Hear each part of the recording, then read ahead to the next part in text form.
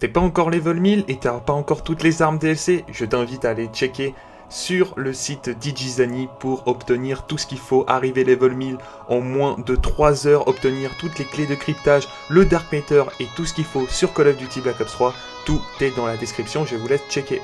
Bonne vidéo!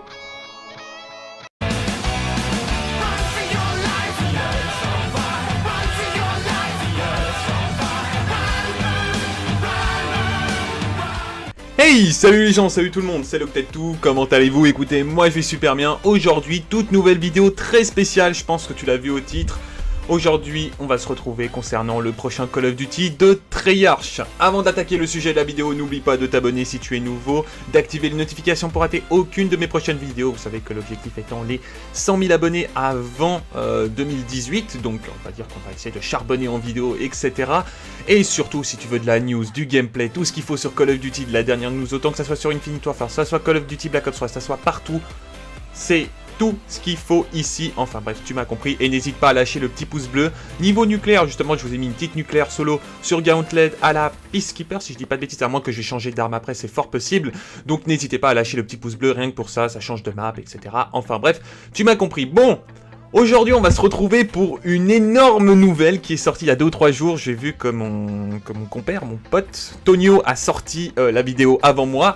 Comme je voulais sortir également une autre vidéo entre deux, mais comme il y avait Infinite Warfare, bah j'étais obligé, on va dire, de sortir du Infinite Warfare, sinon la news aurait un peu expiré et j'aurais trouvé ça un peu dommage, sachant que je propose toujours du Infinite Warfare ou du Black Ops 3, tout simplement. Donc désolé si je vais être un peu en retard et si Tonio l'a fait avant, je voulais quand même la faire, comme la vidéo, je crois que Nextas qui avait fait le pire campeur, etc. Je tournerai autrement le truc, etc. Parce que je suis tombé face à un énorme cancer avec un pote. Et faut vraiment que je vous le montre. Non, faut vraiment que je vous le montre. C'est limite un devoir de citoyen. Enfin bref, peu importe. Donc voilà, ce n'est pas du plagiat, Tonio, etc. Je voulais absolument vous en parler. J'avais même fait des posts sur Twitter en parlant de ça. Donc les abonnés fidèles qui savent sur Twitter, bah vous savez que j'en ai déjà parlé un peu. Et c'est concernant justement le prochain Call of Duty de Treyarch, qui justement parle d'une guerre moderne. Oh putain, qu'est-ce que ça ferait plaisir de voir une guerre moderne sur Call of Duty. Enfin, ça fait des années qu'on attend ça. Même si tu vois, on a un prochain Call of Duty qui est World War 2, qui parle de la Deuxième Guerre mondiale. Je dis pas que c'est pas bien. Attention, je dis pas que c'est pas bien. J'ai vraiment hâte de rejouer à Call of Duty World War 2 et le jeu m'a donné vraiment envie d'y rejouer. Mais les Call of Duty qui m'ont le plus marqué sont des Call of Duty modernes. Je pense directement à 2 Call of Duty et je pense que tu peux pas dire le contraire. Modern Warfare 3 et Call of Duty Black Ops 2. C'était les 2 Call of Duty, mais j'étais là, je fais waouh, ça c'était des Call of Duty. Ça c'était vraiment les 2 Call of Duty parfaits à mon sens. Et on va retourner sur cette base là. Alors comment je sais ça? Je vais vous balancer un petit screen maintenant qui a été confirmé, etc., etc. Au cas où, si vous voulez plus d'informations, je vous balance le lien directement dans la description. Si tu sais parler anglais ou si tu veux t'amuser à traduire avec Google Traduction, bon, si avec Google Traduction t'essayes de faire ça, ça risque d'être quand même assez horrible. Enfin bref, et surtout, c'est que revoir un Call of Duty moderne, mais c'est juste magique, vous vous rendez vraiment pas compte à quel point c'est le feu, vraiment, c'est le feu de revoir cette époque auquel j'ai vraiment tryhard, hein, parce que, bon, vraiment tryhard, il y a aussi Black Ops 3 que j'ai tryhard, etc., mais on va dire que MW3 et BO2 sont des Call of Duty que j'ai énormément séché. C'était mes Call of Duty favoris, surtout Call of Duty Black Ops 2, chaque fois je fais les louanges de ce Call of Duty là, parce que pour moi c'est le Call of Duty qui a quasiment aucune faille, qui a quasiment aucun souci et qui a été le meilleur autant que ça soit. Même la compète, je la suivais à fond à l'époque, la performance, tout, c'était vraiment un Call of Duty complet. Et surtout, c'est ça qui est bien, c'est que le prochain Call of Duty moderne, il est fait par une personne, on va dire par comment dire, il est fait par Treyarch, voilà, je vais pas aller chercher plus loin, il est fait par Treyarch, ceux qui nous ont fait Call of Duty Black Ops 2 et ceux qui nous ont fait Call of Duty Black Ops 3. Donc est-ce qu'un Call of Duty Black Ops 4 va sortir? Telle est la grande question, et je vais surtout en parler. Pourquoi? Parce que je vais dire le point positif éventuellement d'un Call of Duty Black Ops 4, enfin le titre du prochain Call of Duty de Treyarch, et pourquoi ça ne sera pas ça. Je vais vraiment faire une argumentation pour et une argumentation contre.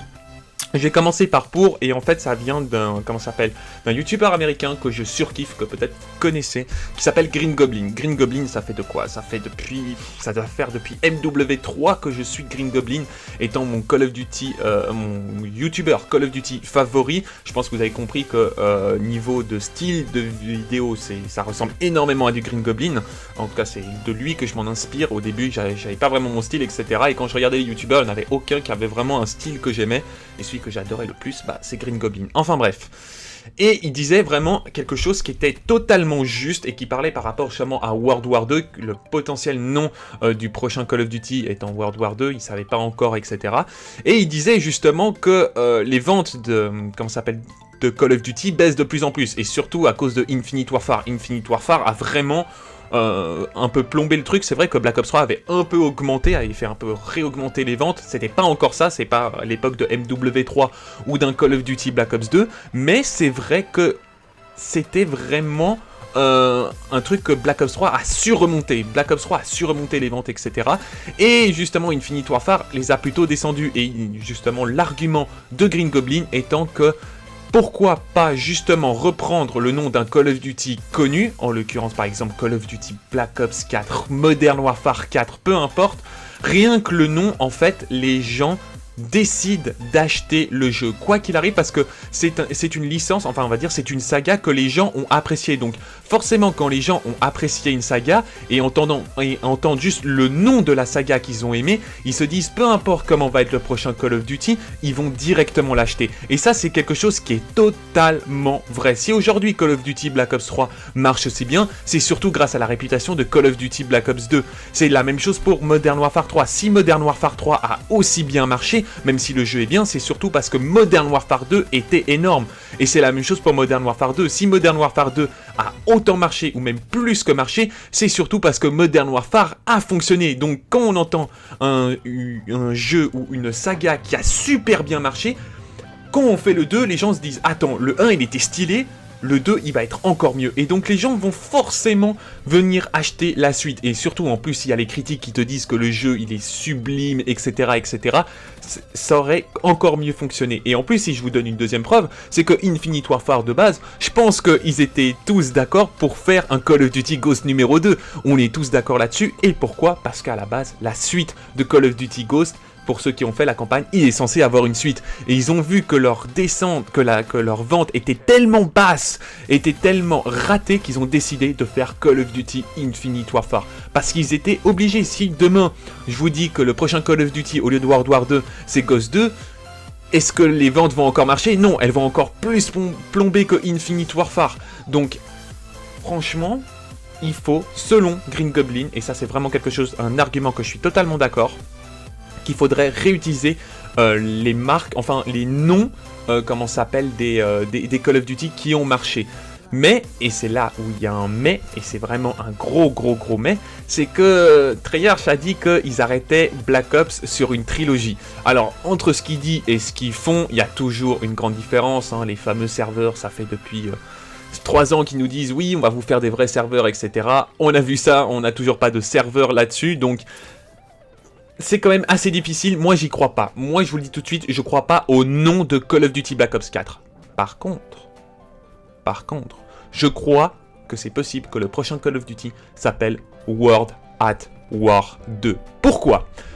Qu'est-ce qui s'est passé lorsqu'il y a eu Black Ops 1? Black Ops 1 était une époque de la de la pré-guerre, non pas de la pré... Oui, normalement de la pré-guerre, donc ça veut dire lors de la guerre froide. Ensuite, Call of Duty Black Ops 2 est arrivé en tant que guerre moderne, hein, vraiment en tant que guerre moderne, des années plus tard.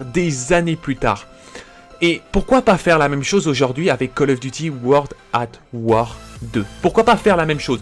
On retombe de nouveau sur un truc de guerre mondiale, et on se retrouve avec une guerre justement moderne. Ça pourrait exister potentiellement. Pourquoi pas refaire le même schéma que Call of Duty Black Ops 1 par rapport à Black Ops 2 a connu, et refaire la même chose sur World at War. Et surtout que World at War a déjà un nom.